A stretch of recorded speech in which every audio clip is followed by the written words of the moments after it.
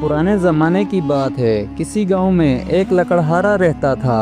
लकड़हारा ज़्यादा मालदार तो ना था, लेकिन वो अपनी मेहनत और ईमानदारी से अमन और सुकून से ज़िंदगी गुजार रहा था।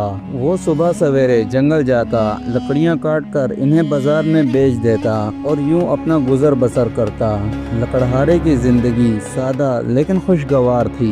वक्त इसी तरह गुजरता रहा, लेकिन अचानक उसकी बीवी बहुत सख्त बीमार हो गई। लकड़हारे ने गांव के मुख्तलिफ हकीमों से दवा और इलाज करवाया, मगर कोई फ़र्क ना पड़ा। बदकिस्मती से कुछ दिनों बाद इसकी बीवी का इंतकाल हो गया और वो अपनी नन्ही बच्ची के साथ अकेला रह गया। लकड़हारे ने अपनी बेटी की अच्छी परवरिश के लिए दूसरी शादी करने का फैसला किया, लेकिन नई बीवी का दिल सख्त और मिजाज संग दिल था। वो बच्ची को अपना नहीं समझती, ना उससे मोहब्बत करती, उल्टा दिन रात उस पर जुल्म ढाती। मामूली सी खता पर उसे खूब मारती। लकड़हारा दिन भर लकड़ियां इकट्ठे करने में मसरूफ रहता और उसे अपनी बेटी की हालत का अंदाजा ही ना हो सका। बच्ची दिन ब दिन कमजोर और गमज़दा होने लगी। एक दिन उसकी सुतीली माँ ने लकड़हारे से कहा, ये लड़की मेरे लिए वबाले जान है, या तो इसे यहाँ से कहीं दूर ले जाकर छोड़ आओ, वरना मैं इस घर में नहीं रहूंगी। लकड़हारा बीवी की बातों में आ गया। एक दिन वो सुबह अपनी बेटी के साथ जंगल की तरफ निकल गया।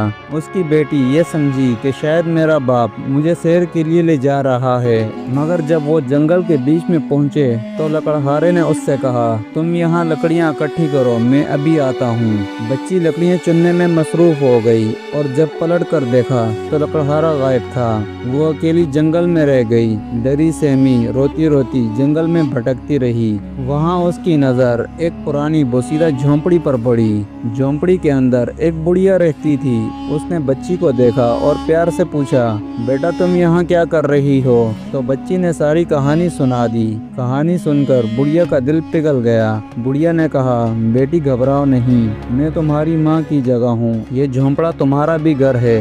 मगर बुढ़िया का एक बेटा बहुत गुस्से वाला था, जो हर शाम जंगल से शिकार कर कर लाता।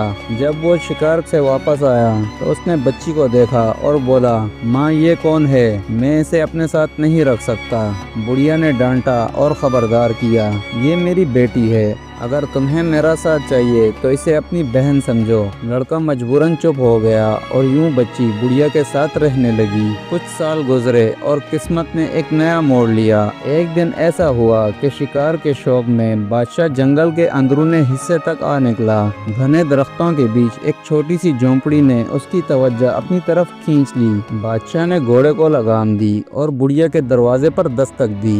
दरवाजा खुला तो सामने एक मासूम हसीन लड़की खड़ी थी। चेहरे पर सादगी, आंखों में हया और अंदाज में एक अजब सी कशिश थी। बादशाह के लिए वो लम्हा रुक सा गया।